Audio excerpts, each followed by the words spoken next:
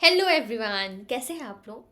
आज हम लोग जानते हैं कि यूजीसी नेट स्टूडेंट्स क्या कमी आप लोग छोड़ देते हैं कि आपका एग्ज़ाम क्लियर नहीं हो जाता या कुछ मार्क्स से एग्ज़ाम रुक जाता है ना। आज उसके बारे में हम लोग डिस्कशन करेंगे। सो ये लाइट क्लास रहेगा हमारा।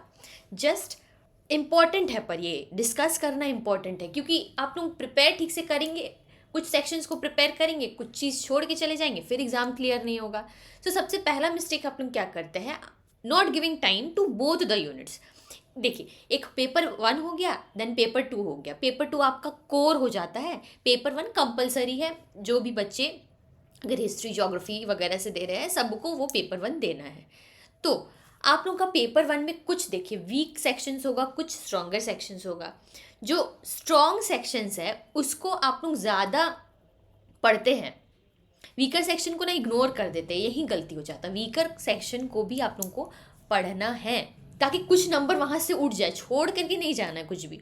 और जो स्ट्रॉन्गर सेक्शन है उसको पढ़ करके प्रीवियस ईयर क्वेश्चंस लगाना है। प्रीवियस ईयर क्वेश्चंस तो सभी में लगाना है, पर वीकर सेक्शन पर भी ध्यान देना है। दूसरा मिस्टेक है, आप लोग जो रोट लर्निंग करते हैं, ये भी गलत वे है इस एग्ज़ाम को अपीयर करने का। इस एग्ज़ाम में ना बेसिकली ये देखा जाता है कि आप जो पढ़े हैं 11-12 में, आपने जो भी स्टडी किया, ग्रेजुएशन में, एम कॉम में जो भी स्टडी आप लोग कर रहे हैं, कुछ बच्चे होंगे एम कॉम सेमेस्टर वन के भी होंगे, तो आप लोग जो पढ़ रहे हैं उसका अप्लाई कर पा रहे हैं कि नहीं, ये भी एग्ज़ाम, यूजीसी नेट का हमारा एग्ज़ाम चेक करता है। सो सबसे पहले आप लोग कॉन्सेप्ट को क्लियर कर कीजिए, फिर देखिए अप्लाई कर पा रहे हैं कि नहीं। अब इजी वे क्या है इसका करने का, सबसे पहले आप लोग अंडरस्टैंड करिए, हर एक टॉपिक को अच्छे से पढ़िए। अगर कोई भी टॉपिक जो भी इजी टॉपिक है वो स्टडी करने के बाद प्रीवियस से क्वेश्चंस लगा लीजिए। अब जो बचा रिमेनिंग टफ टॉपिक सब जो रहेगा उसको ना एग्जाम्पल के थ्रू स्टडी कीजिए, तब उसको आप अच्छा से डिकोड कर पाएंगे और एग्ज़ाम में याद भी रहेगा वो सब चीज़। अगर एग्जाम्पल से रिलेट करके स्टडी करेंगे ना तो बहुत लंबे समय तक चीज़ें याद रहती है, ना कि रट्टा मारने से कुछ नहीं होता है। आप लोग खुद समझिए, कॉन्सेप्ट को समझिए, अप्लाई करना सीखिए, एग्जाम्पल्स के थ्रू समझिए, ताकि आप दूसरे को भी इन फ्यूचर बता पाए, समझा पाए।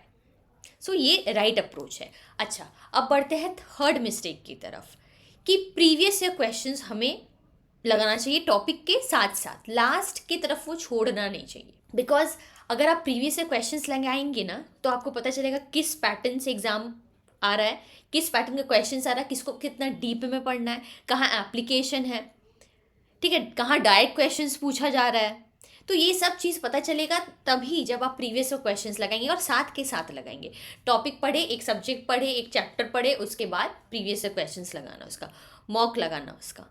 और एक चीज़ है कि सॉल्व करना है। आप लोगों को जब प्रीवियस क्वेश्चंस लगा रहे तो चार ऑप्शंस दिया रहता है, तो चारों ऑप्शंस आप लोगों को पता होना चाहिए। चारों ऑप्शंस के बारे में सिर्फ आंसर को देख लिए उसके बाद आगे बढ़ गए, ये सही अप्रोच नहीं है एग्ज़ाम को अपीयर करने का।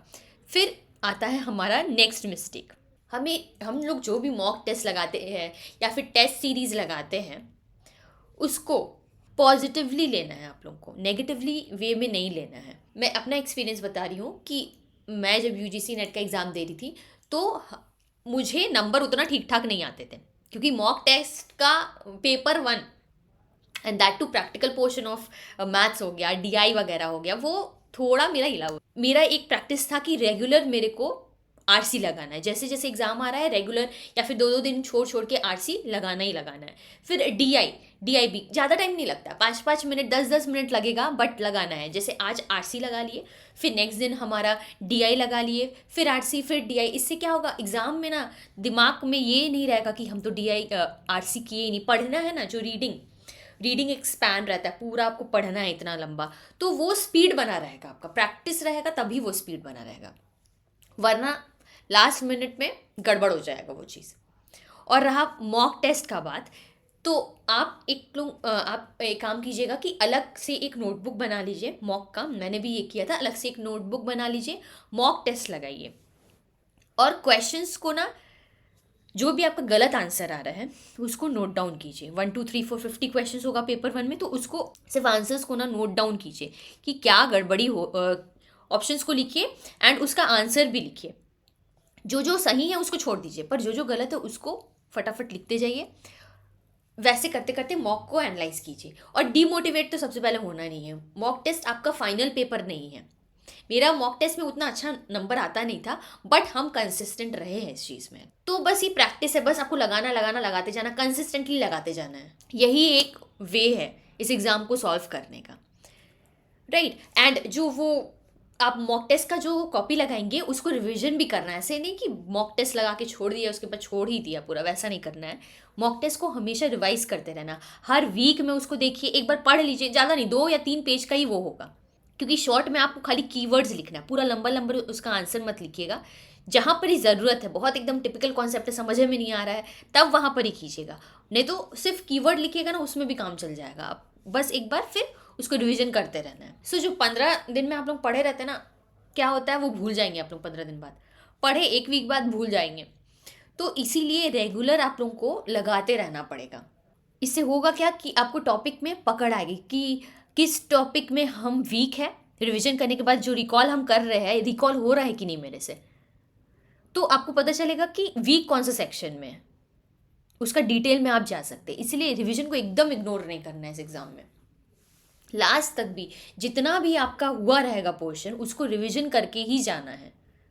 इसका एक टिप है कि आप लोग छोटा छोटा नोट्स बना लीजिए रिवीजन करने के लिए। इंपॉर्टेंट पॉइंट्स लिख लीजिए, कीवर्ड्स लिख लीजिए, उसको रिवाइज कीजिए। अब जैसे हम जो प्रोवाइड कर रहे हैं, आप लेक्चर एक बार देख लिए, उसका आप लोग नोट्स बना लीजिए और उसको रिवीजन करना है। फिर पूरा लेक्चर को देखने की ज़रूरत नहीं, वो रिवीजन नोट्स में देख लेंगे ना तो हो जाएगा। अच्छा देखा, अब आपने क्या किया है, किसी और सर या मैम का लेक्चर देखा है, अगर उससे आपको कुछ भी पॉइंट्स मिलता है, एडिशन कर लीजिए अपने नोट्स में।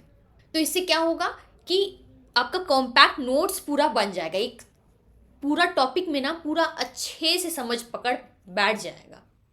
तो ये वे आप लोग अपना सकते हैं, बहुत यूज़फुल वे टेक्निक है ये वाला। फिर नेक्स्ट देखिए कि डाउट क्लियरेंस। अगर आप लोग एक टॉपिक पढ़ रहे हैं, ठीक है, आपको कुछ भी डाउट आया है उसमें, तो देन एंड देयर उस चीज़ को क्लियर कीजिए। अब तो हमारा गूगल आ गया है, फिर चैट जीपीटी आ गया, तो बहुत आसान हो गया ना ये सब चीज़।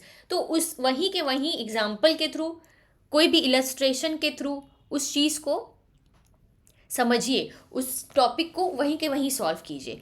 हम अपने टाइम में एक्चुअली क्या किए थे, पीपीटी स्लाइड्स होता है ना, तो गूगल में अगर मुझे कुछ भी समझ में नहीं आ रहा है, कोई भी कमर्शियल बैंक जैसे हो गया, हमको कुछ भी टॉपिक जैसे समझ में नहीं आ रहा है, तो उसका हम स्क्रीनशॉट ले लेते थे, या फिर गूगल से वो पिक्चर सॉर्ट ऑफ आता है जिसमें डेफिनेशन वगैरह लिखा रहता है, जो सिंपल मीनिंग रहता है जिसका, जो मैट्रिक्स हो गया, बीसीजी मैट्रिक्स वगैरह हो गया, उस चीज़ का सिंपल एक डायग्राम ले लीजिए और पीपीटी सॉर्ट ऑफ या फिर स्क्रीनशॉट सॉर्ट ऑफ वो सब रख लीजिए।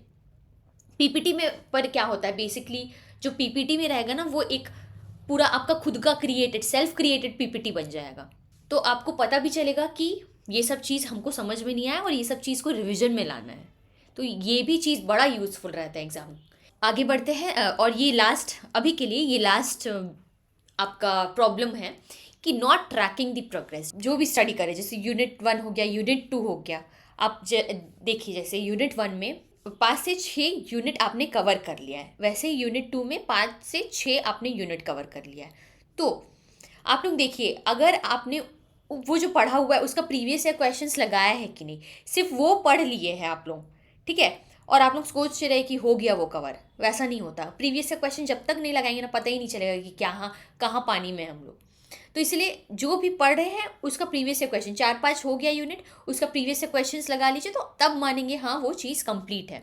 और ये भी है, अगर ट्रैक करेंगे तो पता भी चलेगा कि एक ही सब्जेक्ट में आप लोग बहुत टाइम तक तो टाइम स्पेंड नहीं कर रहे हैं ना, जैसे कि 1 महीना 2 महीना एक ही सब्जेक्ट में नहीं लग के रहना है, पूरा सिलेबस कंप्लीट करना है। तो ये भी ध्यान में आप लोगों को रखना हो। यही आज का लेक्चर था। हमको लग रहा है कि ये लेक्चर बहुत आप लोगों के लिए यूज़फुल रहेगा। ऐसे ही यूज़फुल लेक्चर के लिए and exam tips, study tips हो गया, फिर एग्ज़ाम को क्रैक करने का स्ट्रैटेजी के लिए आप मुझे सब्सक्राइब कर सकते हैं।